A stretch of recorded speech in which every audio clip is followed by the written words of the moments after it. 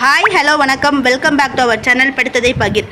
நாம் இப்போ இந்த வீடியோவில் எதை பற்றி பார்க்க போகிறோம் அப்படின்னு பார்த்தீங்கன்னா, எல்லாருக்கும் தெரிஞ்ச ரெகுலராக டெய்லி யூஸ் பண்ணுற சமையலில் டெய்லியும் சேர்த்துக்கிற பூண்டை பற்றி தான் பார்க்க போகிறோம். அந்த பூண்டினுடைய குணங்கள் என்ன, மருத்துவ குணங்கள் என்ன அப்படின்றத பார்க்க போகிறோம். வாங்க வீடியோக்குள்ளே போகலாம்.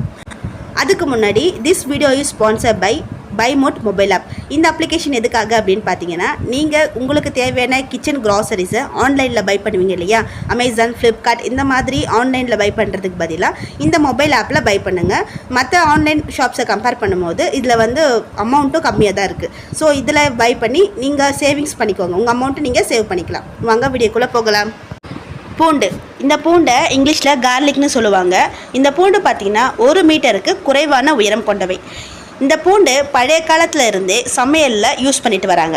இதில் பல டைப்ஸ் இருக்குது. ஒரு தலை பூண்டு, மலைப்பூண்டு, தாவரப்பூண்டு, நாட்டுப்பூண்டு அப்படின்னு சொல்லிட்டு பல டைப்ஸ் இருக்குது. ஆனால் நம்ம தமிழ்நாட்டில் நாட்டுப்பூண்டு அது மட்டும் தான் யூஸ் பண்ணுவாங்க. நம்ம சமையலில் டெய்லி யூஸ் பண்ணுற பொருட்களில் பூண்டும் ஒன்றா இருக்குது. இந்த பூண்டில் ஏராளமான நன்மைகள் இருக்குது. அதில் முக்கியமான மருத்துவ குணம் என்னன்னு பார்த்தீங்கன்னா, புற்றுநோயினால் வர பாதிப்பை எதிர்க்கிற சக்தி இந்த பூண்டுக்கு நிறைய இருக்குது. இந்த பூண்டில் ஆன்டிவைரஸ், ஆன்டிபாக்டீரியல் மற்றும் பூஞ்சை எதிர்ப்பு மருந்துகள் அதிகமாக இருக்குன்றதுனால நிறைய மருத்துவ குணங்கள் கொண்டதாக இந்த பூண்டு அமையுது. டெய்லி ஒரு பூண்டை உணவில் சேர்த்துட்டு வந்தோம் அப்படின்னா நம்ம சளியில் இருந்து விடுபடலாம்.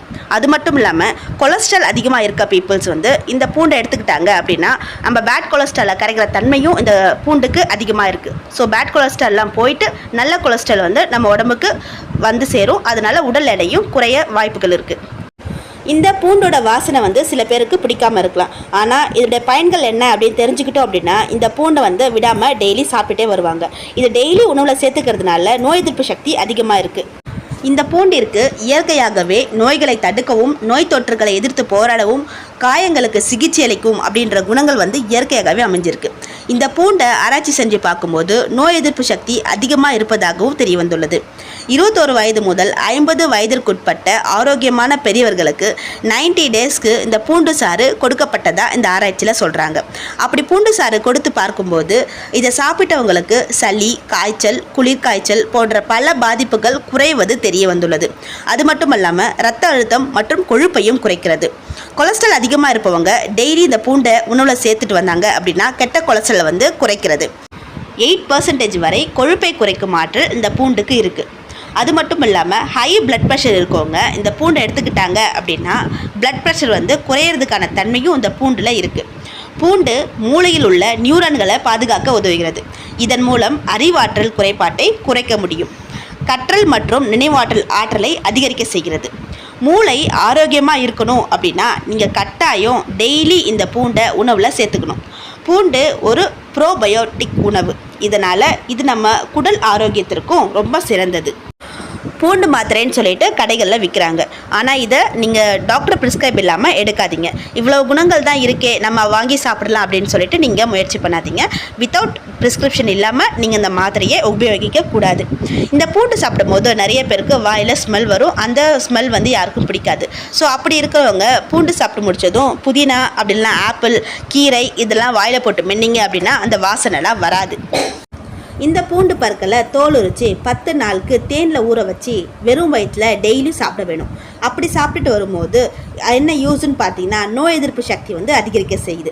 அது மட்டும் இல்லாமல் சளி மற்றும் காய்ச்சலை எதிர்த்து போராடவும் உதவுது. தினமும் இப்படி சாப்பிட்றதுனால காச நோய்க்கு வரும் அறிகுறிகளை குறைக்க செய்கிறது. இவ்வளவு நேரம் இந்த பூண்டின் மருத்துவ குணங்கள் என்ன, எப்படி சாப்பிடலாம், சாப்பிட்றதுனால என்ன யூஸ் ஆகுது அப்படின்றத பற்றி பார்த்தோம். இப்போது யார் சாப்பிடக்கூடாது அப்படின்றத பற்றி பார்க்கலாம் வாங்க.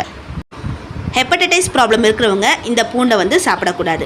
அதே போல் வயிற்றுப்போக்கு இருக்கிறவங்களும் இந்த பூண்டை சாப்பிடக்கூடாது. கண்களில் பிரச்சனை, அதாவது கண்புரை, வெண்படல அழற்சி, குளுக்கோமா அப்படின்ற நோயினால் பாதிக்கப்பட்டு அவஸ்தைப்படுறவங்களும் இந்த பூண்டெல்லாம் சாப்பிடக்கூடாது. ஆஸ்பிரின் மருந்து எடுத்துக்கிறவங்க கண்டிப்பாக இந்த பூண்டை சாப்பிடக்கூடாது. கர்ப்பிணி மற்றும் தாய்ப்பால் கொடுக்கும் பெண்களும் இந்த பூண்டை லிமிட்டடாக எடுத்துக்கணும். ஏன் அப்படின்னு பார்த்தீங்கன்னா, கர்ப்பிணி பெண்கள் எடுத்துக்கும் போது அது விரைவில் பிரசவ வலியை தூண்டும். தாய்ப்பால் கொடுக்குற பெண்கள் அதிகமாக எடுத்துக்கும் போது தாய்ப்பாலின் சுவை மாறி குழந்தை பால் குடிக்கிறதுக்கும் மறுக்கிறதுக்கு சான்சஸ் இருக்குது. ஸோ இவங்கள லிமிட்டடாக தான் எடுத்துக்கணும். ஸோ இந்த வீடியோவில் இந்த பூண்டினுடைய மருத்துவ குணங்கள் என்ன, அதனால் என்ன யூஸ்ன்றதை பார்த்தோம். அது மட்டும் இல்லாமல் யாரெல்லாம் சாப்பிடக்கூடாது அப்படின்ற டீட்டெயில்ஸையும் பார்த்தோம். இந்த வீடியோ உங்களுக்கு பிடிச்சிருக்குன்னு நினைக்கிறேன். பிடிச்சிருந்தா மறக்காமல் லைக் பண்ணுங்கள், கமெண்ட் பண்ணுங்கள், சப்ஸ்கிரைப் பண்ணிக்கோங்க. அப்போ தான் நெக்ஸ்ட் வீடியோ உங்களுக்கு நோட்டிஃபிகேஷனில் வரும். அடுத்த ஒரு நல்ல தகவல்களுடன் அடுத்த வீடியோ பார்க்கலாம். அது வரைக்கும் டாடா, பை பாய்.